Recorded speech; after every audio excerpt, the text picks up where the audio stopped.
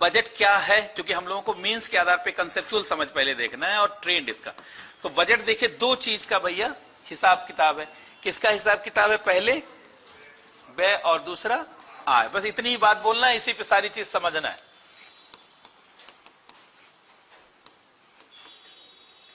Expenditure, और इसको मैं प्राप्तियां कहूंगा, आय या प्राप्तियां, रिसिप्ट्स, क्योंकि आय से नहीं मतलब है जितना प्राप्तियां हैं उससे मतलब। आय तो बड़ी चीज होती है, कई बार आय प्राप्त नहीं हो पाती, ऋण लेना पड़ता है फिर, तो प्राप्तियों से मानूंगा मैं। ये आय शब्द अनुचित लगता है, आय तो उतना हो नहीं पाती ना जितनी जरूरत होती, प्राप्तियां हो पाती। तो अब देखिए ये जो व्यय है, ध्यान सुनेंगे, देश की आवश्यकताओं को पूरा करने के लिए और जनता की आवश्यकताओं को पूरा करने के लिए एक निश्चित व्यय की जरूरत होती, इसलिए व्यय तो करना ही पड़ेगा। हाँ, लेकिन व्यय अनुशासन के साथ करेंगे ज्यादा बेहतर रहेगा। ये आपके कोर्स में शामिल है, राजकोषीय सुधार, इसलिए मैं अनुशासन भी यहां बताऊंगा। व्यय जरूरी है लेकिन अनुशासन। और अच्छा, आय के लिए प्रबंधन, इसके लिए प्रबंधन होना चाहिए। अब प्रबंधन टैक्स से पैसा जुटा लीजिए, यहां से जुटा लीजिए, वहां जुटा लीजिए, यहां जुटा लीजिए, वहां जुटा लीजिए, यहां जुटा लीजिए, वहां जुटा लीजिए, सारा साधन है कि नहीं? तो पहले इतना लिख लीजिए, इसी पे बोल के बजट पहले समझाते हैं। बजट, बजट के प्रकार, जो कंसेप्चुअल डेवलपमेंट है। व्यय ठीक है लेकिन अनुशासन भी होना। जैसे आपके घर से मान लीजिए 10,000 आ रहा, व्यय तो करिए लेकिन ऐसा करिए जिससे जो है, ज्यादा चला गया क्या?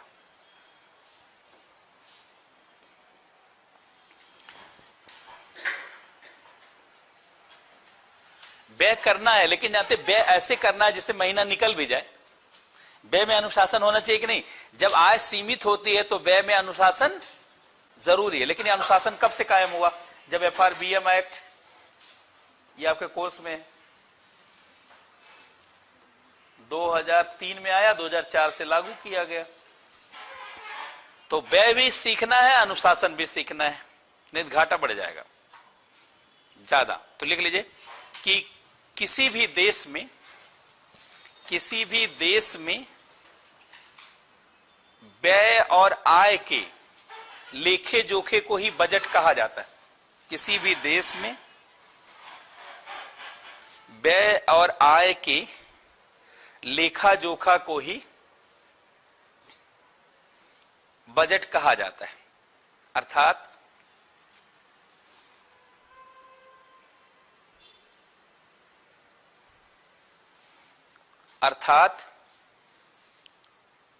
व्यय के लिए आय का प्रबंधन ही बजट कहलाता है। अर्थात व्यय के लिए आय का प्रबंधन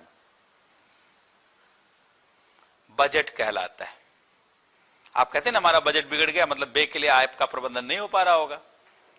अच्छा देखिए, एक चीज मैं इसलिए क्यों बोल रहा हूं, कहीं आप ऋण वगैरह को गलत ना मानिए। खाली प्रबंधन हो जाए, चाहे जहां से हो जाए, ऋण लेके हो जाए, निवेश से हो जाए, पैसा, हाँ, अगर प्रबंधन नहीं हो पाया तो बजट घाटा है। अच्छा आप मुझे बताइए स्वयं देख करके, क्योंकि मैथमेटिक्स की जानकारी आपको है। जैसे मान लीजिए अब 10,000 रुपए के व्यय की जरूरत है जयपुर में रहने के लिए, 10,000 चाहिए, और अगर ये यहां पे आपके पास 8,000 ही हो पाया, अब इसमें से 4,000 आपके घर वालों ने दिया और 4,000 मेहनत मजदूरी कर दिया आपने, लेकिन घाटा हो गया क्योंकि 2,000 का। अगर आपको ये 4,000 घर वालों ने दिया, 4,000 मेहनत मजदूरी कर दिया, 2,000 और कहीं से एडजस्ट हो जाता तो बजट घाटा 0 हो जाता। पैसा मिल जाने को अच्छा माना जाता है इकोनॉमी में, और बहुत लोग घाटे का मतलब सोचते क्या है, ऋण को घाटा समझते, उधार को घाटा समझते। ये हर बच्चे भारत में स्टूडेंट के अंदर ही पता नहीं कहां से ये बात चली आई, तब से इकोनॉमी लोग समझते ही नहीं। आपको अपना एटीट्यूड बदलना पड़ेगा। इकोनॉमी में पैसा मिल जाने को घाटा नहीं कहा जाता, पैसा नहीं मिल पाना घाटा कहलाता है। और बहुत लोग घाटे का मतलब सोचते हैं आय नहीं हो पाना घाटा है। मतलब आय आपके पास नहीं, आय का कैसे भी प्रबंधन कर लीजिए ये घाटा शून्य हो जाएगा। जैसे 10,000 है और ये 10,000 जुटा दीजिए तो 10 - 10 बराबर 0, बजट घाटा, बजट 0 हो गया। मतलब बजट में कोई घाटा ही नहीं। इसका मतलब देश की व्यवस्था बढ़िया चल रही है कि नहीं? वैसे भी आप अपने व्यक्तिगत जीवन में भी देखिए, अगर आपको मान लीजिए बिटिया की शादी है, 4 लाख की जरूरत है, चाहे जहां से 4 लाख मिल गया तो आप संतुष्ट होते नहीं? नहीं भाई किसी तरीके से तो हो गया, भले कर्जा खुआम हो गया, बिटिया की शादी हो गई या कोई काम निकल गया, अब वो जो हुआ है अब उसका धीरे धीरे प्रबंधन होगा, दिया जाएगा, लेकिन काम होने के लिए व्यय के लिए आय चाहिए। और भारत में 1997 तक तो यही नहीं हो पाया था। 1950 से लेके 1997 तक भारत में बजट घाटा था। बजट घाटा 1900 जानते हैं 99 से शून्य हुआ है, मतलब 98 से शून्य हुआ, 99 से। तो सोचिए हमारा देश 1950 से 1997 तक बजट घाटे में था, मतलब जितना सरकार को पैसा चाहिए होता था उतना मिल नहीं पाता था। इसका मतलब हम समाज की, नागरिकों की और देश की जरूरतों को पूरा करने में सक्षम नहीं थे। कब तक नहीं थे? 97 तक। तो फिर क्या करना पड़ता था? जितना घाटा बचता था उतना नोट छापना पड़ता था। उसी को कहा जाता था डिफिसिट फाइनेंसिंग, घाटे की वित्त व्यवस्था, और उसी से इकोनॉमी डैमेज होती चली गई। इसलिए यहां से जो परिस्थिति बदली है, जानते हैं 97 के बाद जो 98 अटल बिहारी वाजपेयी का कार्यकाल या वो सब आया, वहां से जानते हैं व्यवस्था थोड़ा टर्न ली है कि अब हम कहीं से ही व्यवस्था जीरो हो। अभी कैसे हुआ है वो सब एग्जाम में आया भी है आपके आरएस वगैरह, तो कैसे शून्य हुआ ये समझना। तो शून्य तो आय का प्रबंधन हो जाए चाहे जहां से हो जाए। पहले भारत को ऋण भी नहीं मिलता था जितना चाहिए होता था। ऋण मिलना जानते सामाजिक प्रतिष्ठा को बताता है। जैसे आपने किसी से 1 लाख रुपए मांग लिया और आपको मिल गया, इसका मतलब आपकी वैल्यू है। गरीब आदमी को ऋण भी नहीं मिलता, कोई देता ही नहीं, जानते। तो ऋण मिलने को कोई हल्का मत समझिएगा। बहुत लोग सोचते हैं उधार लेके काम कर रहा। अरे उधार सबको मिल सकता है क्या? उधार अंबानी को मिलता है, एलन मस्क को मिलता है। सब लोग फोन करके कहते हैं सर आ जाए उधार देने, आ जाए। सारे बैंक यही तो कर रहे हैं। अंबानी को कौन नहीं अंबानी को फाइनेंस करना चाहता? इतना जानते हैं ऐसे उद्योगपति को जो इतना जानते हैं प्रॉफिट में है, जिसके पास इतना इमर्जिंग कंपनी है, जिसके पास फ्यूचर बिजनेस का मॉडल है, उसी को तो हर कोई फाइनेंस करना चाहेगा। जैसे आप में बढ़िया, आप में चीजें दिखेंगी तो बहुत लोग कहेंगे लाइए मैं सहयोग कर देता हूं। दिखेगा कि आप पहली रैंक लाने वाले हैं, लोग कहेंगे लाइए मैं सहयोग कर देता हूं, ताकि बाद में उनका नाम हो जाए कि इनकी सफलता में मेरा भी योगदान रहा है। बहुत सारे विद्यार्थियों को तो लोग बाद में जानते घेरते हैं कि मैं, मेरा नाम आ जाए सहयोग में, मेरा नाम आ जाए, मेरा नाम आ जाए। अंततः यही होता है जिसमें दिखता है ना उसके लिए। इसलिए ऋण मिलने को कभी बुरा नहीं समझिएगा। हाँ, ऋण का प्रबंधन नहीं हो पाया तो एक अलग मुद्दा है, वो तो फिर राजकोषीय घाटे में आएगा, लेकिन बजट घाटा तो नहीं होगा। बजट घाटा माना जाता है जैसे 10,000 आप रह रहा जयपुर में चाहिए और 10,000 नहीं मिल पाया बजट घाटा, और चाहे जैसे मिल गया बजट घाटा शून्य। अब कोई दूसरा घाटा हो गया, अलग बात है।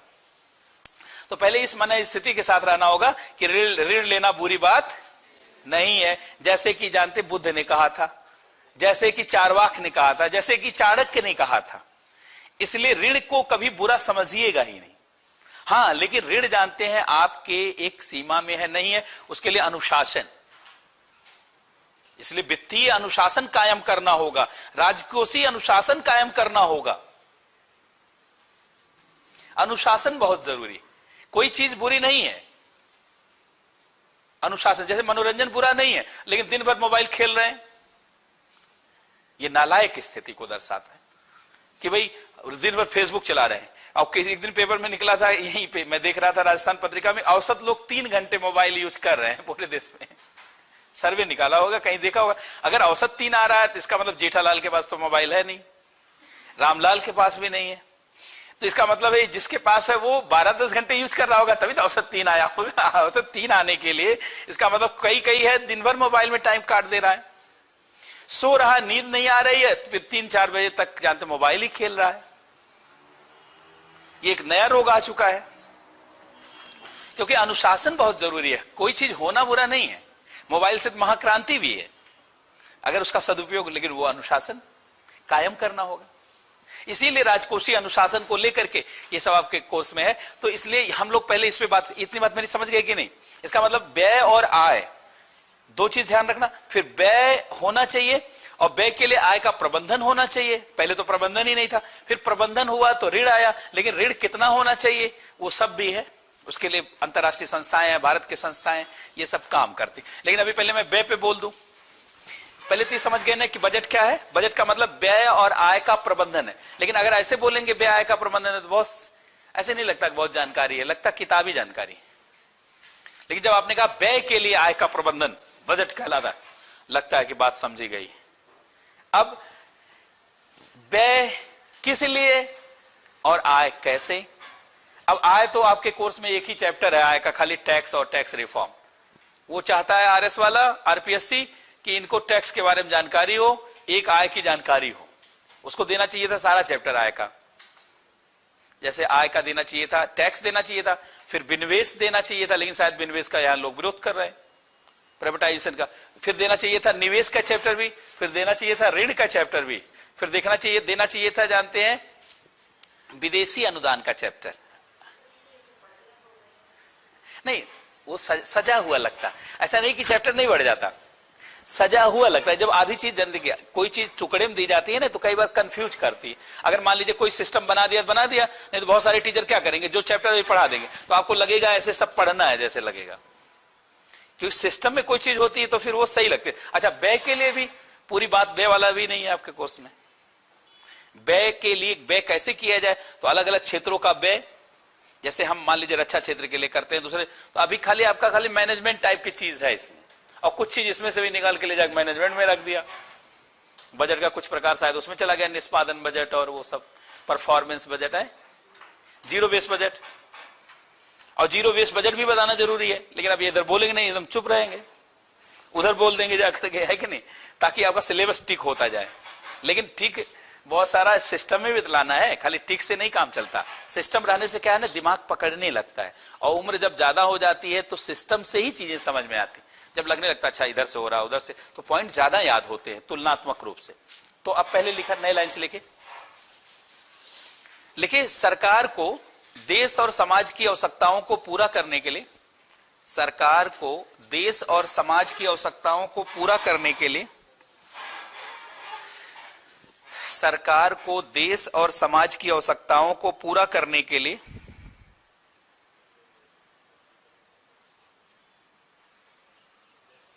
जो व्यय करना पड़ता है,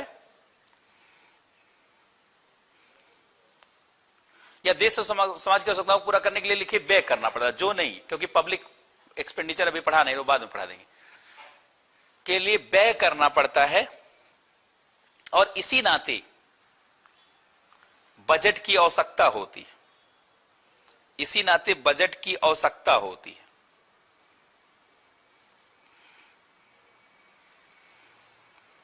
अच्छा, अगर आप देश और समाज की आवश्यकताओं को पूरा नहीं करेंगे तो सुशासन माना जाएगा, तो सुशासन ही नहीं माना जाएगा। और यही व्यय ही सुशासन की कसौटी है, लिख लीजिए कि यही व्यय ही सुशासन की कसौटी है। लोग कहेंगे अच्छा प्रधानमंत्री मुख्यमंत्री मिल गया, अच्छा करता है ये। देखिए, यही व्यय ही सुशासन की कसौटी है, क्योंकि सुविधाओं के लिए व्यय करना पड़ता है, क्योंकि सुविधा देने के लिए व्यय करना ही पड़ता है।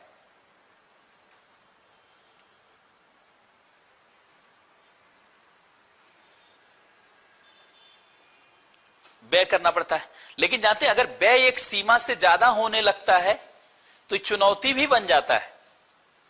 क्यों? क्योंकि फिर आप जो है उसके लाइबिलिटीज का फुलफिलमेंट नहीं कर पाएंगे।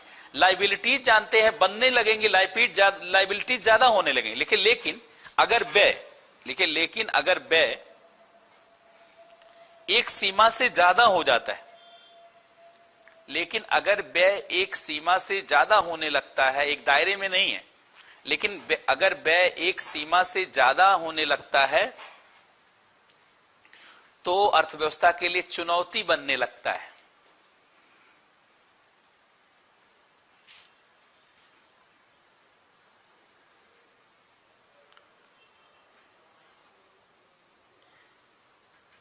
इसीलिए राजकोषीय या वित्तीय अनुशासन कायम करना पड़ता है, इसीलिए राजकोषीय या वित्तीय अनुशासन कायम करना होता है। फाइनेंशियल या फिजिकल डिसिप्लिन, इसीलिए राजकोषीय या वित्तीय अनुशासन कायम करना होता है। देखिए, इसी संदर्भ में भारत में 2003 से राजकोषीय सुधार शुरू हुआ। इसी संदर्भ में भारत में 2003 से राजकोषीय सुधार शुरू हुआ और FRBM एक्ट बना।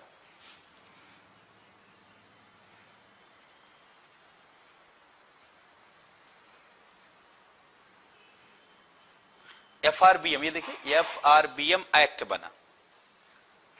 अब एक प्रश्न पहले लिख लीजिए, ये प्रश्न यूपीएससी में भी इस तरीके से पूछा गया है। पहले उसमें पूछा गया था बजट क्या है, इसमें व्यय का प्रबंधन क्यों आवश्यक है। और तो पहले लिखे बजट क्या है, क्वेश्चन लिखे बजट क्या है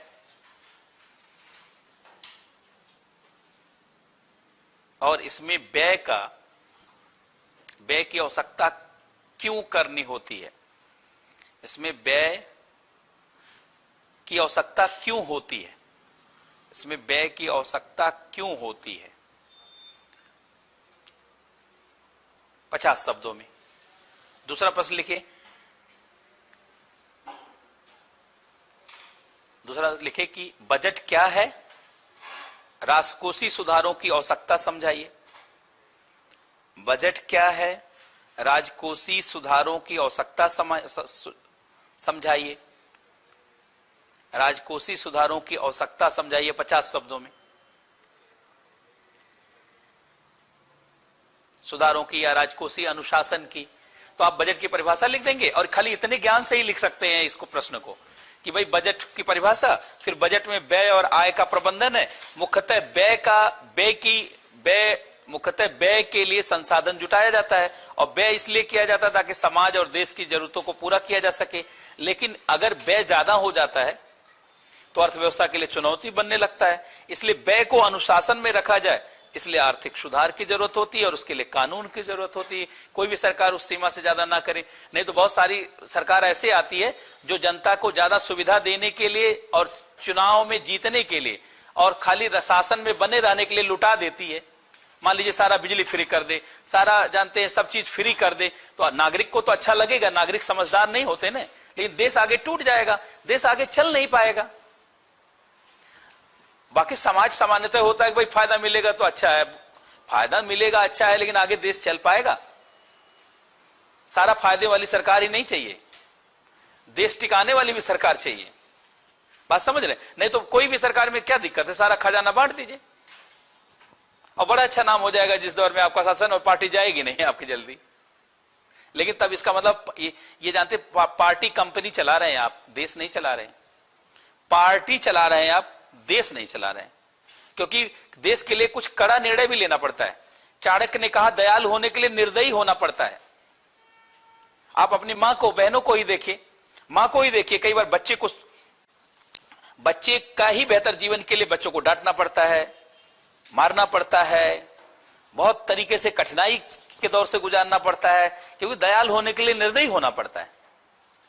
तो बहुत सारी चीजें जानते हैं सरकार की बुरी भी लग सकती हैं आपको, लेकिन हो सकता है कि वित्तीय अनुशासन के लिए जरूरी हो सकता है राजकोषीय अनुशासन। अच्छा चलिए, जनता चाहे जैसा समझे, आपको तो अधिकारी बनना है, अधिकारी को तो समझ होनी चाहिए कि अधिकारी को व्यवस्था चलानी है, इसलिए सिलेबस में लाया गया है। जनता हो सकता है बुरा माने कोई चीज को, लेकिन अधिकारी को समझ होनी चाहिए, क्योंकि देश प्रशासन अंततः चलाता है, शासन भी नहीं चलाता देश, क्योंकि शासन तो बदलता रहता है, प्रशासन तो वही रहता है। ना जाने कितने लोग मुख्यमंत्री आएंगे आपके, जब आप एसडीएम बनेंगे, आपके 30-25 साल के जीवन में जब तक आप एसडीएम रहेंगे, 5-7 लोग मुख्यमंत्री बदलेंगे, लेकिन आप तो नहीं बदलेंगे। अधिकारी वही रहता है, प्रशासन वही रहता है, शासन बदलता रहता है। तो वास्तव में जिम्मेदारी किसकी है? प्रशासन की, शासन की नहीं। शासन में लोग आते जाते रहते, पार्टियां आती जाती रहती हैं, लेकिन शासन और प्रशासन में निरंतरता बना के रखने के लिए सिविल सर्विसेज को लाया गया, लोक सेवा को, ताकि लोकतंत्र में जानते अच्छाई तो है, लेकिन समस्या है कि सरकार बदलती रहती है, अलग अलग पार्टियों की सरकार आती रहती है, शासन और प्रशासन की जानते व्यवस्था बिगड़ जाती है दूसरी पार्टी आने से। अब ऐसा नहीं कि पार्टी ना आए दूसरी, मतलब मैं बता रहा हूं समझाने के लिए कि जैसे मान लीजिए लगातार कांग्रेस है तो कई बार अच्छा है, या लगातार बीजेपी अच्छा, क्योंकि कोई सिस्टम लेके चल रही, हो सकता पूरा कर ले जाए, लेकिन लोकतंत्र में इसे अच्छा माना नहीं जाता। लोकतंत्र में जन इच्छा को अच्छा माना जाता है। अगर जनता किसी चीज को नहीं मान रही तो अपना सरकार बदल सकती है, लेकिन सरकार बदलने से कहीं व्यवस्था ना बदल जाए, कहीं व्यवस्था बार बार डैमेज ना हो जाए, इसलिए लोक सेवा बनाई गई। प्रशासन बनाएगा। लोक सेवा क्या करता है, उसमें निरंतरता। जब नया प्रधानमंत्री आता है उससे कहता सर आप ऐसा नहीं कर सकते, सर आप ऐसा नहीं कर सकते, क्योंकि ये सिस्टम चला आ रहा है, ये राष्ट्र के लिए जरूरी, इसको मेंटेन करना पड़ेगा। इस देश से संबंध चला आ रहा है, रूस से आपको बना के रखना पड़ेगा। ये अमेरिका है, इसके साथ संबंध आपको बना के रखना। नहीं तो मोरारजी देसाई भी शासन में आए थे और मोरारजी देसाई कह रहे थे कि रूस के साथ संधि खत्म कर देंगे।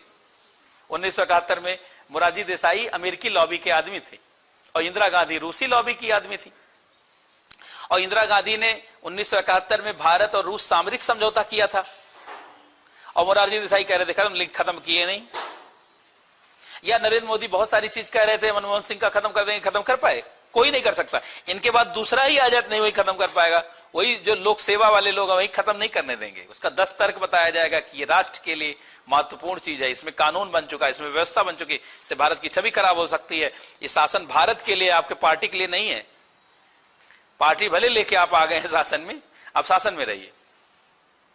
अधिकारी ये चीज से अवगत कराएंगे। अब ये अलग बात है, कई बार जिद्दी आदमी होगा, नहीं मानेगा, सरकार उसी की है तो करी गड़बड़ा।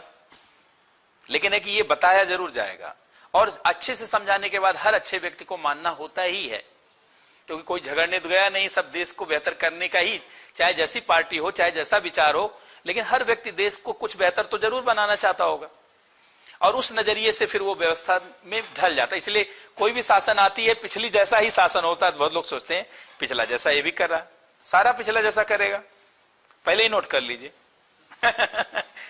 अलग दिखाने के लिए 2-4 चीज अलग दिखा सकता है। जैसे मान लीजिए गहलोत जी जाएंगे, कोई दूसरा आ जाएगा, कुछ दूसरा कर देगा, या ये नहीं थे कोई दूसरा था, जैसा वो कर रहा था ऐसा ही कर रहे हैं। एक के बाद एक आध बार और पलटना चाहे पलट लीजिए, फिर देखेंगे आप लगभग वही। कुछ थोड़ा बहुत अलग दिखाने के नाते कुछ एक कार्यक्रमों में अलगाव किया जाता है, उससे ज्यादा क्षमता ही नहीं होती सरकार का अलग करने की। इसलिए भारत में बहुत बहुत लोग शासन में आए। बीजू पटनायक जैसे लोग, इतना योग्य लोग उड़ीसा में शासन में आए थे, उन्हीं के बेटे हैं इस समय शासन में। बीजू पटनायक वैज्ञानिक थे समझिए, और पायलट थे, बहुत योग्य व्यक्ति थे। भारत का प्राइम मिनिस्टर लोग चाहते थे बन जाए, नहीं बन पाए, बाई चांस ऐसा दौर नहीं आ पाया। लेकिन जानते हैं इसके बाद उड़ीसा में तो शासन में थे, क्या कर पाए? योग्य होने के बाद भी बहुत ज्यादा योग्यता, इनोवेटिव आइडियाज थे उनके पास, लेकिन उनका बेटा बल्कि उनसे ज्यादा पॉपुलर हो गया, 4 बार मुख्यमंत्री है। और स्वयं बीजू सर उतने, मतलब पूरी दुनिया में लोग जानते थे बीजू सर को। जो मेघावती सुकर्णोवती हैं, वो नाम उन्होंने ही रखा है। सुहर्तो जानते हैं, उनके फ्रेंड थे जब वो इंडोनेशिया के जंगलों में लड़ रहे थे। डॉक्टर कलाम ने अपनी किताब में उसके बारे में पूरा लिखा हुआ। तो इसका मतलब है कि यहां पर जानते प्रबंधन बहुत जरूरी है, यहां पर व्यवस्था को बनाए रखना जरूरी। लेकिन आय का कैसे प्रबंधन होगा, एक थोड़ा सा चार्ट बना लीजिए और तब ये पूरा बजट के प्रकार समझ लेते हैं। देखिए ये आय कहां से हो सकती, आय या प्राप्तियां, आय कहां से हो सकती है? तो देखिए एक तो आंतरिक आय, इंटरनल, एक तो आंतरिक स्रोत है आय का, और एक है बाह्य स्रोत। ये भारत के संदर्भ में ही मैं लिख रहा हूं। मान लीजिए भारत, अब आंतरिक आय में एक तो कर से आय है, एक तो कर है, ये बड़ा धंधा है सरकार का कर से, और दूसरा पीएसयू जो है सरकार के पास, कुछ कंपनियों पे नहीं, पीएसयू से, और थोड़ा आरबीआई सरप्लस से। मतलब नॉन टैक्स अगर मैं लिखना चाहूं तो नॉन टैक्स लिख दूं इकट्ठा, गैर कर से, नॉन टैक्स से, और इसके बाद बेचने से, विनिवेश से, और तो कोई रास्ता है नहीं। विनिवेश, डिसइन्वेस्टमेंट, नहीं वो तो इसी नॉन टैक्स में सब आ जाएगा, ब्याज, इसीलिए इकट्ठा कर दिया। डिसइन्वेस्टमेंट वो ज्यादा है नहीं, सबने उतना बड़ा आय का साधन थोड़ी है। आय का साधन सबसे बड़ा, भारत का बजट है 34 लाख करोड़ और उसमें 24 लाख के आसपास तो टैक्स ही है ना। 2/3 से ज्यादा तो सरकार का धंधा आय का टैक्स से ही है। अगर टैक्स मर गया तो सारा मर जाएगी, सरकार ही मर जाएगी। इसलिए टैक्स के अधिकारी रखे जा रहे हैं, बहुत सारा काम हो रहा है। तो आंतरिक स्रोतों में मुझे लगता है इससे अलावा और कोई स्रोत नहीं है। अच्छा, और बाह्य स्रोतों में आप देखिए तो एक स्रोत है निवेश का, जो खूबसूरत माना जाता है, इसको लोग पसंद करते हैं, और एक यही जानते हैं व्यापार का है, वो हम लोगों का घाटे में है, तो भारत को बड़ा नुकसान है इससे। और एक ऋण का है। और अब कोई जानते अनुदान वगैरह उस तरीके का देता नहीं, वो दिन लद गए। भारत जब गरीब था तो थोड़ा बहुत शुरू मिलता था। तो अब इसमें देखिए, एक हमारे पास धंधा है ये निवेश का, और एक धंधा है ट्रेड का, और एक है ये। अब देखिए ये वाला जो है ये तो हमारा घाटे में तो कुछ है ही नहीं, तो खाली यहां लिखने के लिए, और निवेश अपने अनुसार होता नहीं, तो फिर क्या लेना पड़ता है, ऋण लेना पड़ता है। इसके अलावा और तो कुछ है नहीं उपाय। अब इसी से व्यय का प्रबंधन करना है, इसी से ये करना है। अगर अब ये कर ले गए, अब देखिए सरकार कैसे करती है, सरकार भी तो आफत में है बहुत सारा। यहां जानते हैं टैक्स सुधार करके यहां बढ़ा रहे थे, लेकिन इनकम कम हो गया था जीएसटी वगैरह करने से। अब यहां पे बहुत ज्यादा आय है नहीं, बहुत आय नहीं है, और यहां पे अनुसार बिक पा नहीं रहा, और बेचने पे सरकार का विरोध भी हो रहा है। सरकार कह रही है मैं बेचूंगा। प्राइवेटाइजेशन, लोग कहते हैं आपकी उखाड़ फेंकेंगे इस सरकार को, ये बहुत बेचती है। ये बजट में ये बताती है क्या बेचना है। क्या बेचना है और क्या बिक चुका। अब बहुत लोग बजट की आलोचना करते हैं। पहले आता था रुपया कहां से आता है कहां जाता है, अब क्या बेचना है क्या बिक चुका। तो और जानते हैं कोई उपाय नहीं है सरकार के पास, धंधा कहां, सरकार कोई मेहनत तो करती नहीं, या तो मेहनत मजदूरी करती, बहुत सारा उपाय करती, बहुत सरकारी करती, जैसे पूंजीवादी सरकारें तो करती है ना, व्यवसाय करती हैं, व्यापार करती हैं। अमेरिकी सरकार का तो पूरा लगी ही रहती है, स्वयं नहीं करती, करवाती है। गूगल एप्पल सब उसी प्रमोशन से ही तो है, या चाइना की सरकार करवा रही है, या तो उतना मेहनती सरकार बन जाइए। और हमारे देश में मेहनती सरकार नहीं, खाली पार्टी से शासन में लोग आते हैं, उससे जो व्यवस्था चल रही है उसे में संभालना है। कोई उतना अभी इनोवेटिव आदमी आप दे नहीं पाए शासन को, प्रशासन को। तो अब ये इसी के माध्यम से सारा करना। और इसमें जानते देखिए, इसमें ये 2/3 धंधा इसी से है। तो फिर एक यही बच रहा है इधर वाला, कि एक ये अच्छा कर लीजिए, क्योंकि ये अपने मन से हो जाएगा। ये मन से नहीं होगा, थोड़ा ब्रांडिंग से हो जाएगी। इसके बाद ये तो उतने अनुसार बिक नहीं पाता, और यहां धीरे धीरे गिरावट आ रही है बहुत ज्यादा, और ये फायदे में है नहीं। और ऋण लेने में चुनौती है, क्योंकि वो प्रबंधन करना पड़ता है। इतनी बात आपको सिखाना है। अगर क्वेश्चन आ जाए कि सरकार के व्यय के प्रबंधन के लिए आय के स्रोतों को समझाइए, तो ये याद रहेगा, तभी लिख पाएंगे 50 शब्दों में। तो एक प्रश्न भी लिख लीजिए, ताकि इस बहाने आपको इसका महत्व भी पता चलते रहे और आपको याद भी रहे। लिखिए, बजट प्रबंधन के लिए आय के स्रोतों को लिखिए, बजट प्रबंधन के लिए भारतीय अर्थव्यवस्था में आय के स्रोतों को समझाइए, या आय के स्रोत को बताइए।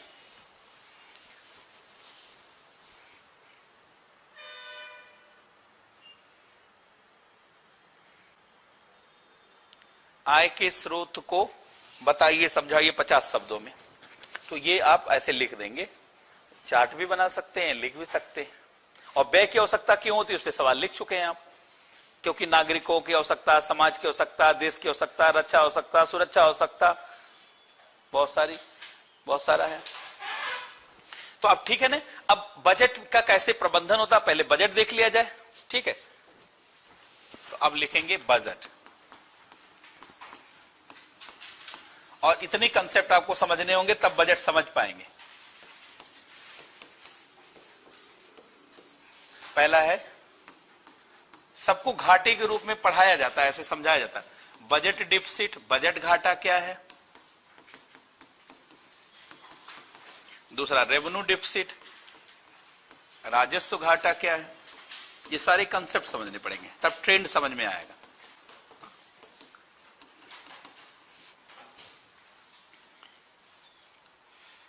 फिजिकल डिफिसिट क्या है, राजकोषीय घाटा। ये कंसेप्ट मनमोहन सिंह के समय में लाया गया था। प्राइमरी डिफिसिट,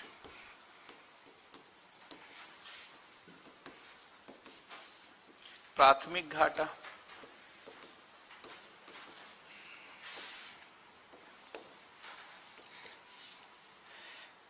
मोनेटाइज्ड डिफिसिट, मौद्रीकृत घाटा,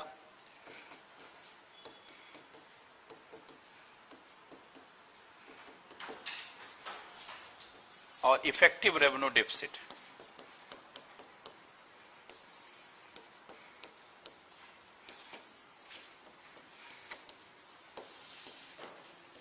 प्रभावी राजस्व घाटा।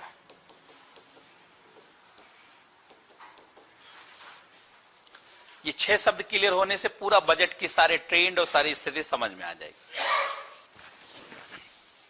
और इसी का कुछ पार्ट जानते हैं, यूज के आधार पे मैनेजमेंट में डाल दिया, जैसे zero waste budget, performance budget, उसमें जेंडर बजट, आउटकम बजट, जानते हैं लाइन बजट, बहुत सारा है, लेकिन उसमें 2 ही खाली दिया है मैनेजमेंट में भी।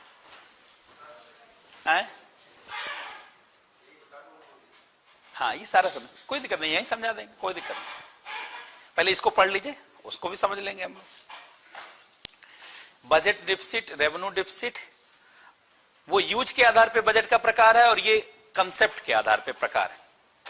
मतलब इससे बजट का कंसेप्ट समझ में आता है, उससे बजट का उपयोग समझ में आता है। Zero base budget, performance budget, gender budget, outcome budget, line budget, या इस टाइप की जितनी चीजें। इफेक्टिव रेवेन्यू डिफिसिट, प्रभावी राजस्व घाटा, ये आपके आरएस में पूछा भी गया है। पिछला पेपर भी देखते रहा करिए, 13, 16 और 18, तो उससे ये क्वेश्चन पूछा गया जो आप अभी पूछ रहे थे। क्योंकि ये श्री प्रणब मुखर्जी ने शुरू किया था, ये 2009। देखिए, ये दोनों तो भारत में जब आजाद हुआ देश तब से है, और ये मनमोहन सिंह लाए 1991, मतलब राव सर लेवाए, और ये जानते 1995 का है, और ये 1999 का है। टाइमिंग जान लीजिए कब कभी आया भारतीय अर्थव्यवस्था में। ये आया 99 और ये आया है 2009।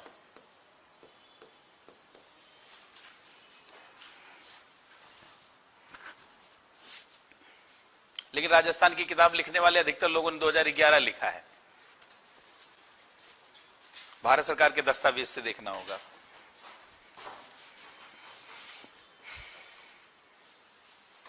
तो खाली 2 ही बजट शुरू में था। ये 91 से आया, 1 इंट्रोड्यूस हुआ, 2 इंट्रोड्यूस हुआ, 3 और 4 इंट्रोडक्शन है। तो अब सबसे पहले 2 शब्द को मैं चाहता हूं डिफाइन कर दूं, और सब में मैथमेटिकली पढ़ाएंगे, ताकि टू द पॉइंट एकदम लिखिए, भावना के आधार पे नहीं, बल्कि एकदम कंक्रीट फॉर्म में एग्जैक्ट क्या है। तो पहले मैं 2 शब्द को समझा दूं, एक आय और व्यय। तो ध्यान से सुनेंगे, सब लोग दोबारा लिखें। आय, इसी को प्राप्तियां बोलेंगे, क्योंकि प्राप्तियों के संदर्भ में ही इसको स्वीकार किया जाता है। और प्राप्तियों को 2 भागों में बांटा गया, ये वर्ल्ड वाइड डिवीजन है। पहला है प्राथमिक प्राप्तियां, दूसरा द्वितीयक प्राप्ति, पीआर, सेकेंडरी, प्राइमरी रिसिप्ट,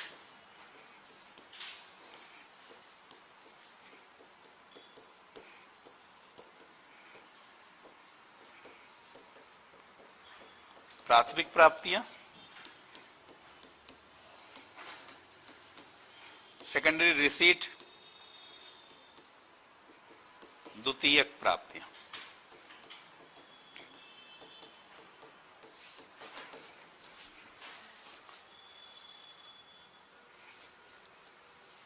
आय 2 प्रकार की होती, प्राथमिक आय, द्वितीयक आय। तो वही प्राथमिक प्राप्तियां, द्वितीयक प्राप्तियां, यही मिलाकर के टोटल रिसीट हो जा रहा है। टोटल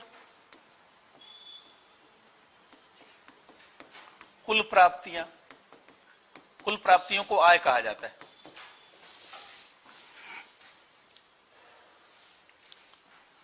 अच्छा, एक चीज जान लीजिए, अर्थव्यवस्था में थोड़ा सा उल्टा चीजें चल, मतलब हमारे देश में उल्टी लगती हैं, क्योंकि हमारे देश में पहली बात तो ऋण को अच्छा नहीं माना जाता।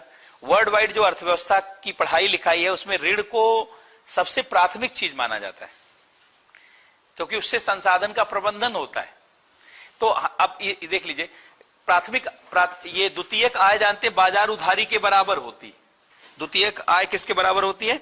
मार्केट बारोइंग, मैं एमबी बोलूंगा इसे, बाजार उधारी। अच्छा, कहा जाता है द्वितीयक आय सबको प्राप्त होती है, प्राथमिक आय सबके पास नहीं होती। जैसे मान लीजिए कोई बहुत गरीब है, जेठालाल है।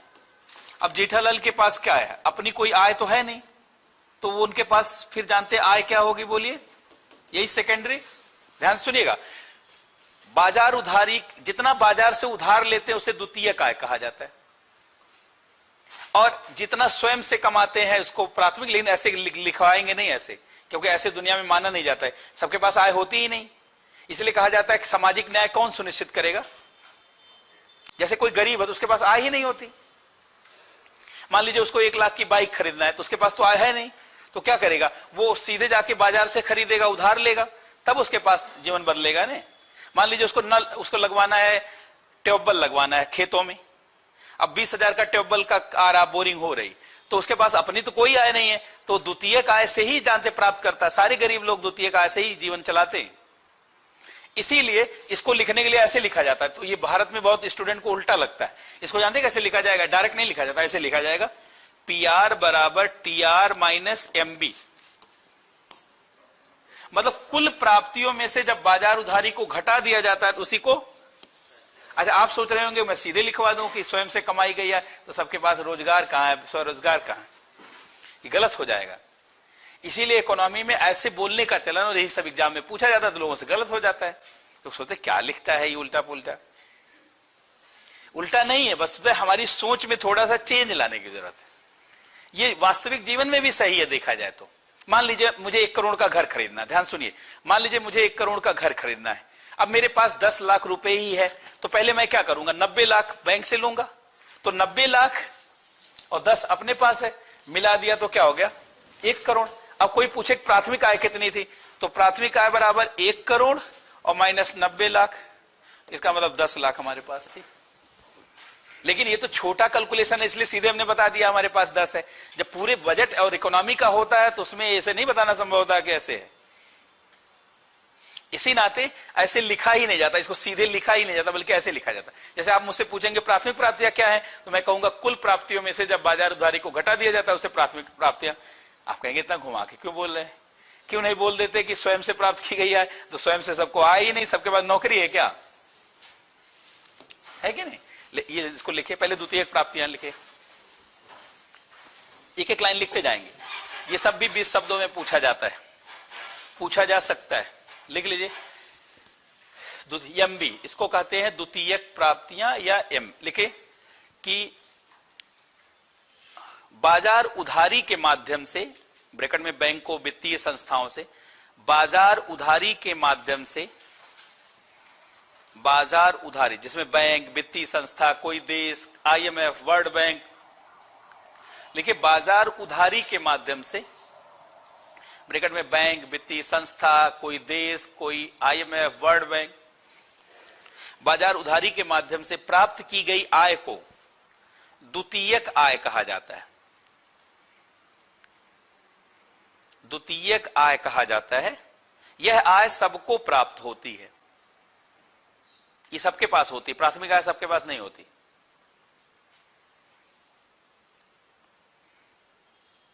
यह आय सबको प्राप्त होती है, मतलब सबको मिल सकती है।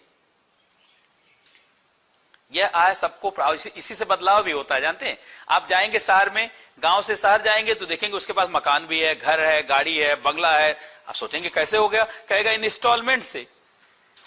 जब 10 लाख हुआ तो 1 करोड़ का घर खरीद लिया, और जब 1 लाख हुआ तो 10 लाख की गाड़ी खरीद ली, और जब 5,000 हुआ तो 20,000 की फ्रिज खरीद ली, और जब 2,000 हुआ तो 20 लाख हजार का लैपटॉप खरीद लिया।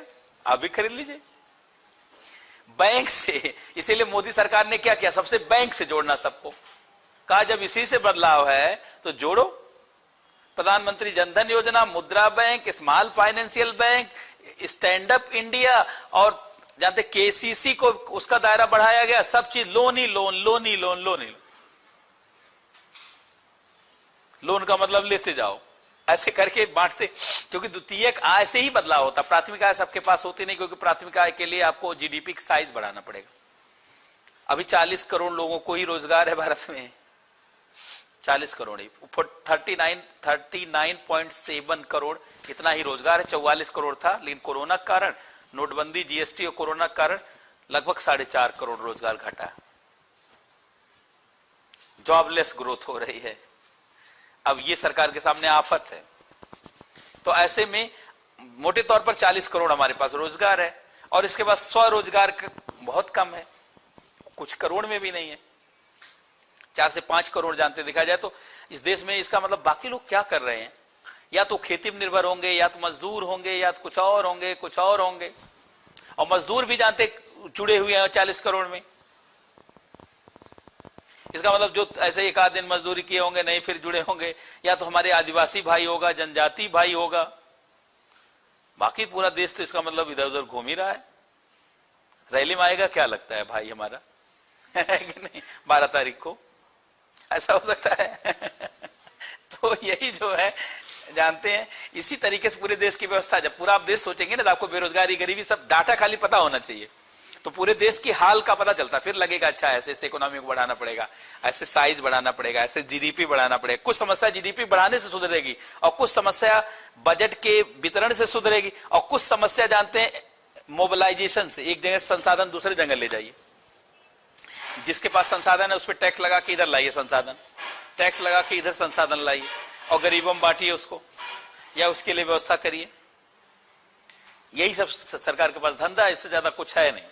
और इसी में छवि भी बनाए रखना है, चुनाव भी जीतना है और काम भी होना है, और बीच बीच में चुनाव एक साल में आता रहता है राज्य में वो अलग से। इसीलिए भारत सरकार प्रोफेशनल गवर्नमेंट की तरह काम नहीं कर पा रही। तो ये जानते हैं जो बाजार के माध्यम से प्राप्त की गई है और ये आज सबको प्राप्त होती है। अब लिखे प्राथमिक आय, प्राथमिक आय या प्राथमिक प्राप्तियां, लिखे कुल प्राप्तियों में से जब बाजार उधारी को घटा दिया जाता है, कुल प्राप्तियों में से जब बाजार उधारी को घटा दिया जाता है, कुल प्राप्तियों में से जब बाजार उधारी को घटा दिया जाता है तो उसे प्राथमिक प्राप्तियां कहा जाता है, तो उसे प्राथमिक प्राप्तियां कहा जाता है।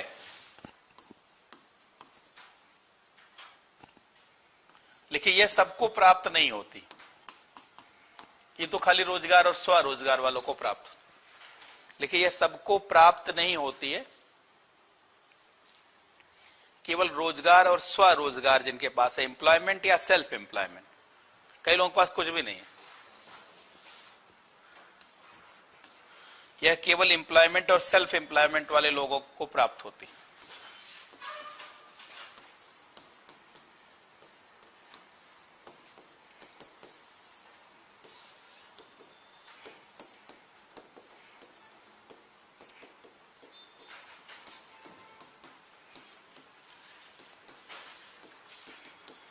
अब इसको भी बांट लीजिए, द्वितीयक व्यय,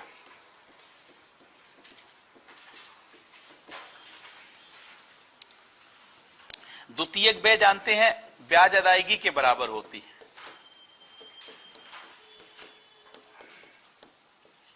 इंटरेस्ट पेमेंट,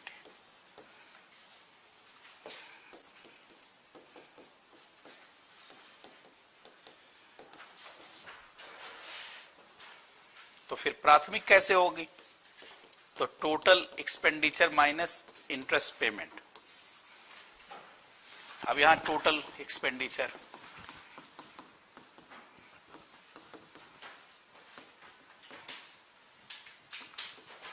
कुल व्यय,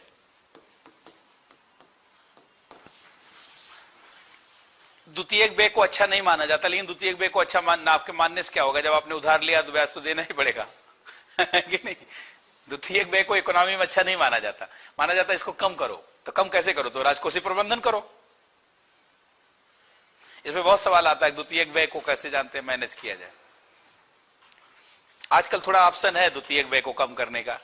पुराना लोन जानते ज्यादा दरों पे मिलता था और नया लोन सस्ते पे मिलता, सस्ता लेके पुराना लौटा दीजिए और एक नयापन भी आ जाएगा कि आदमी पुराना लोन लौटाता है। एक है कि जानते हैं इंटरेस्ट स्वेप करवा लीजिए, एक है कि लोन की दर कम करवा लीजिए। जैसे जापान सस्ता लोन दे रहा 0.1% पे, ब्याज कम करवा लीजिए। अच्छा, भारत की वैल्यू इस समय ज्यादा है तो आप कोई भी चीज कहेंगे दूसरा मान जाता है। तब वैल्यू नहीं थी आज के 20 साल 25 साल पहले, तब हमको ज्यादा दरों पर लोन मिलता था, अब कम दरों पर मिलता है। अब ब्याज भी कम करवा सकते हैं, बहुत सारी चीज है, ऐसा नहीं प्रबंधन नहीं है। 4-5 पॉइंट तो है, वही लिखा जाता है एग्जाम में जब भी आता है क्या क्या करना है। तो पहले लिखे द्वितीयक व्यय। द्वितीयक व्यय से माना जाता है विकास नहीं होता। ध्यान सुनिएगा, द्वितीयक व्यय क्यों बुरा माना जाता है? विकास नहीं होता ना, ब्याज अदायगी में चला जाएगा तो अब विकास क्या हुआ? मान लीजिए आपने कमाया, और बहुत लोग कहते हैं ना कमाते तो है सर, इतना कर्जा है सब चला जाता है, खाने भर को नहीं बचता। तो ऐसी कमाई किस काम की? लेकिन अब कर्ज तो आपको लौटाना ही पड़ेगा। अब कैसे इसको मैनेज करिए, क्या करिए। और बहुत से लोगों की पूरी जिंदगी कई बार निकल जाती है, एक आध पीढ़ी खराब आ जाती है, दूसरी पीढ़ी वही जिम्मेदारी निपटाने में लगी रहती है, और फिर बड़ी समस्या आती है। जानते हैं, समाज में सम्मान के साथ जीवन जीने के लिए आपको लायबिलिटीज को पूरा करना ही पड़ेगा। तो लिख लीजिए सेकेंडरी, इसको कहा जाता है SE, सब 60 में ऐसे बदल लिया जाता है, PE, सेकेंडरी एक्सपेंडिचर। लिखिए द्वितीयक आय, लिखिए द्वितीयक आय बाजार, द्वितीयक व्यय ब्याज अदायगी के बराबर होती है। द्वितीयक व्यय ब्याज अदायगी के बराबर होती है, अर्थात ब्याज लौटाने में जो पैसा खर्च किया जाता है उसे द्वितीयक व्यय कहा जाता है। अर्थात ब्याज लौटाने में जो पैसा खर्च किया जाता है,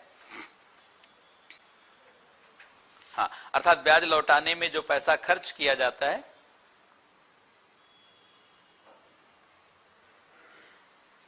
उसे द्वितीयक व्यय कहा जाता है। उसे लिखिए, इसे अच्छा नहीं माना जाता क्योंकि इससे विकास नहीं होता। व्यय से तो विकास होना चाहिए ना। इसे अच्छा नहीं माना जाता क्योंकि इससे विकास नहीं होता।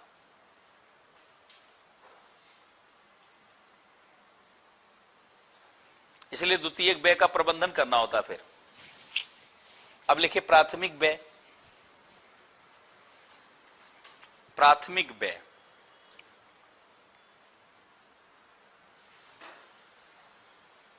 लिखिए, जब कुल व्यय में से ब्याज अदायगी को घटा दिया जाता है, जब कुल व्यय में से ब्याज अदायगी को घटा दिया जाता है, जब कुल व्यय में से ब्याज अदायगी को घटा दिया जाता है तो उसे प्राथमिक व्यय कहा जाता है। जब कुल व्यय में से ब्याज अदायगी को घटा दिया जाता है, जब कुल व्यय में से ब्याज अदायगी को घटा दिया जाता है तो उसे प्राथमिक व्यय कहा जाता है। तो उसे प्राथमिक व्यय कहा जाता है। लिखिए, यह अच्छा व्यय माना जाता है क्योंकि इससे विकास होता है। अब यही पैसे से तो विकास होगा जो ब्याज लौटाने के बाद बचता है, आवश्यकताएं इससे पूरी होंगी। देखिए, इसे अच्छा व्यय माना जाता है क्योंकि इससे विकास होता है, आवश्यकताएं पूरी होती हैं।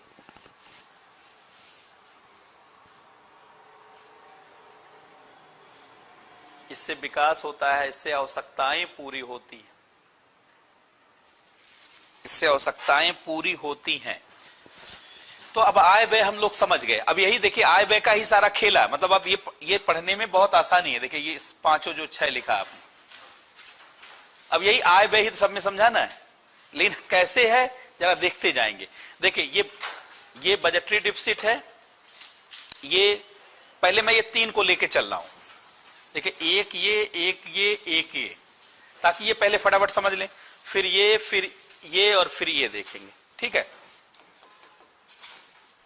देखिए, बजट घाटा भी तुरंत समझ में नहीं आता। बजट घाटा का देखिए, बजट घाटा जैसे हमने कहा बजटरी डिफिसिट 60 में यही बोलेंगे ऐसे। देखिए, इन सबको 60 में भी बोला जा सकता है ना। जैसे इसको कहा जाता है BD, इसको कहा जाता है RD, इसको कहा जाता है FD, इसको कहा जाता है PD, इसको कहा जाता है MD और इसको कहा जाता है ERD। 60 बाद में ऐसे ही बोलेंगे। जैसे आपके कोर्स में एक है ना कि व्यय आय की प्रवृत्तियां, तो फिर मैं ऐसे ही दिखाऊंगा, वो भी पार्ट अभी फिनिश हो जाएगा। क्योंकि प्रवृत्ति 3-3 साल 4-4 साल का क्या रेंज कैसे रहा है, आगे क्या होगा 2025-26 में, एक चैप्टर उसी में पीछे और डाला हुआ है। इसी जहां हम लोग लिख रहे हैं ना, इसी में लास्ट में है। वो नहीं डालता तब भी उसको पढ़ाना पड़ता है। वो तो डाल दिया, अच्छा ही है कि 2 नाम हो जाएगा, 2 पार्ट हो गया। अब देखिए, इसमें ध्यान सुनने, सबसे पहले मैं उसी पे आता हूं, फिजिकल डिफिसिट पे, जो 1991 में अवधारणा लाई गई, राजकोषीय घाटा।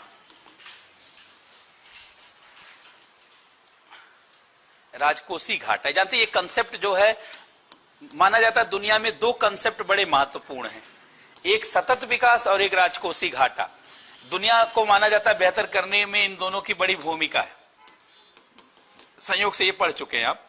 इसको कहा जाता है सस्टेनेबल डेवलपमेंट, ये जानते सतत विकास है, और ऐसे ये राजकोषीय घाटा है। दुनिया को बेहतर करने में इन्हीं दोनों की भूमिका मानी जाती है। RD ये बहुत पहले का वर्ड नहीं, दुनिया में 1984 में आया, ये 1987 में आया, ये भारत में आ गया 1991 में। और सतत विकास जानते हैं हम लोगों ने 2002 के आसपास अपनाया सतत विकास और उसकी बहुत सारी चीजों को। तो इससे क्या है, विकास पर्यावरण के अनुकूल हो जा रहा है, और इससे जानते जो विकास है वो कर्ज मुक्त हो रहा है, इससे पर्यावरण के अनुकूल, और इससे तनाव से मुक्त, देश कर्ज से मुक्त हो रहा है। तो पर्यावरण मतलब प्रदूषण भी नहीं होना चाहिए, तो कर्ज भी तो नहीं होना चाहिए, कर्ज भी तो प्रदूषण है। कैसे आजकल डिजिटल पॉल्यूशन है, फेसबुक देख रहे हैं गड़बड़ चीज भी, टाइम भी, वो डिजिटल पॉल्यूशन है। यूट्यूब देख रहे हैं वो भी पॉल्यूशन है। अगर आपकी जरूरत का नहीं, अनावश्यक, कई बार अनावश्यक भी आप देखते हैं ना, सामने आ गया तो आप कहते हैं लाइए देख ही लेते हैं, सामने आ गया लाइए पॉल्यूशन है, देखिए पॉल्यूशन फैलाई, तो वो जाते समय बदलता है, चीजें बदल जाती। तो ये दो वर्ड जानते बड़े खूबसूरत वर्ड हैं, बड़ा ही आकर्षित करने वाले हैं। अब देखिए इसमें फिजिकल डिफिसिट क्या, ध्यान सुनेंगे, ये अवधारणा क्यों लाई गई, कर्ज जानने के लिए। पहले यही नहीं पता था देश के ऊपर कितना कर्ज है। आप कहेंगे फिर कैसे देश चल रहा था, टोटल वास्तव में कितना टोटल जानते हैं लाइबिलिटी है, ये पता नहीं था, इसी के लिए जानते हैं लाया गया ये राजकोषीय घाटा 1991 में, ताकि अर्थव्यवस्था में ये पता रहे कि कितनी लाइबिलिटी है और फिर उतना विकास होगा, तभी विकास का भी पता चलेगा। नहीं तो हम कैसे आकलन करें, जैसे मान लीजिए हमने कमाया 50,000 रुपए महीने, अब हमको पता कैसे होगा कि हम कितना खर्च करेंगे, जब पहले पता हो जाए लाइबिलिटी। नहीं तो हम ज्यादा खर्च कर देंगे, लाइबिलिटी वाला जानते चढ़ता जाएगा ऊपर, संकट में आ जाएगी अर्थव्यवस्था, संकट में आ जाएगा घर, संकट में आ जाएगा परिवार। तो कमाना महत्वपूर्ण नहीं है, कमाने से पहले यह जानना जरूरी है कि हमारे ऊपर लाइबिलिटी कितनी। और 1991 में भारत की अर्थव्यवस्था बड़े संकट के दौर से गुजर रही थी, हम लोगों ने लोन लिया, सब कर्ज लिया, तो हमको पहले ये जानना जरूरी था कि भैया टोटल कितना आ गया है। जैसे शादी विवाह होता है, मान लीजिए बिटिया की शादी करनी है, कई बार सबका सहयोग लेना पड़ता है, लेकिन लास्ट में जब शादी हो जाती है तो आदमी जोड़ता है कि भैया कितना लिया गया, जरा उसको जोड़ के पहले लिखा जाए, सबका लौटाना भी तो होगा। अब वही जोड़ जो है यही राजकोषीय घाटा कहलाता है। और राजकोषीय घाटा क्या, वही आवश्यकता आपूर्ति की नीति, आवश्यकताओं को मतलब व्यय के लिए आय का प्रबंधन करना होगा कि नहीं। मतलब अगर ईमानदारी से मैं कहूं तो व्यय और आय के बीच में जो घाटा, जो ये डिफरेंस है, यही तो राजकोषीय घाटा है। लेकिन इसको ऐसे ना लिख करके इंटरनेशनली ऐसे लिखा जाता है, देखिए टोटल रिसिप्ट, या ऐसे देखिए घाटा कैसे पता चलेगा, टोटल एक्सपेंडिचर, कुल व्यय, इससे सहमत है ना, कुल व्यय, मैथमेटिकली थोड़ा समझाना है, कुल व्यय में से क्या घटा दें, अपनी आय, मतलब प्राइमरी रिसिप्ट, अपनी आय क्या होती है, सहमत है ये सब लिखने से। प्राथमिक प्राप्तियां तो नहीं, अब तो आपकी कॉपी में सब आ चुका है, आप घबराना नहीं है। अब उससे ज्यादा मैं कोई शब्द यूज करूंगा नहीं, 4 ही शब्द में पूरा पढ़ा डालूंगा, या तो प्राथमिक आय बोलूंगा, या द्वितीयक आय, या तो प्राथमिक व्यय बोलूंगा, या तो द्वितीयक व्यय, या कुल व्यय बोलूंगा, कुल आय, बस। इसके अलावा मैं कोई शब्द और बोलने वाला हूं नहीं अभी आधे घंटे तक जानते हैं, इसे में अपना काम चला लेंगे और इसे में आपको पढ़ा डालेंगे। अब देखिए कुल व्यय माइनस प्राथमिक आय, इसका मतलब हो गया व्यय माइनस आय, यही तो है। ईमानदारी से देखा जाए तो ये व्यय है और ये जो भी आपको मिल पाया वो आय है। प्राथमिक व्यय का मतलब होता है, देखिए पहले तो द्वितीयक का व्यय मतलब द्वितीयक व्यय का मतलब होता है जो ब्याज लौटाने में जाता है। अच्छा, ब्याज वाला कुल में से घटा दीजिए तो प्राथमिक आ जाएगा। प्राथमिक का मतलब ऐसे सोचा करिए, प्राथमिक व्यय विकास का व्यय है, द्वितीयक व्यय कर्ज लौटाने का, कर्ज तो नहीं लौटता, ब्याज लौटाने का है। अच्छा, प्राथमिक आय अपनी आय होती है, द्वितीयक आय बैंक से। कोई कठिन नहीं है, खाली बोलने के ढंग से कई बार कठिनाई लगने लगती है। ये सब शब्द बार बार आते हैं ना तो दिमाग खराब हो जाता है, अगर सिस्टम से नहीं समझिए तो भूल जाता है ये सब। और अच्छा, जब मेंस में लिखना होता है बहुत फ्लो में रहना होता है, इतना कहां समय मिल रहा है कि आप सोच सोच के लिखेंगे। वो तो समझिए एकदम गीत की तरीके से चलिए, नहीं तो पूरा नहीं होगा सिलेबस, पूरा नहीं होगा पेपर। और यूपीएससी में जो थोड़ा भी सांस लेता है ना उनका गया पेपर, क्योंकि 20 क्वेश्चन होता है भैया। और ये आप खुद देख लीजिए, 180 मिनट है और 20 क्वेश्चन है, इसका मतलब एक क्वेश्चन के लिए 9 मिनट है। और 9 मिनट में जानते हैं या 150 या 250 वर्ड लिखना है। अब 9 मिनट में 2 मिनट क्वेश्चन पढ़ने में, 2 मिनट समझने में, 5 ही मिनट तो है। और जैसे रुके आप, सोचे, समझिए आपका 2 क्वेश्चन गया, तो वैसे ही फेल होने जा रहे हैं आप। इसे जब तेजी लिखना शुरू करिए भैया, तेज शुरू, एकदम कोई रुकना नहीं है, चलिए। ये कौन कर पाएगा? जिसका पहले रिवीजन और प्रैक्टिस हो।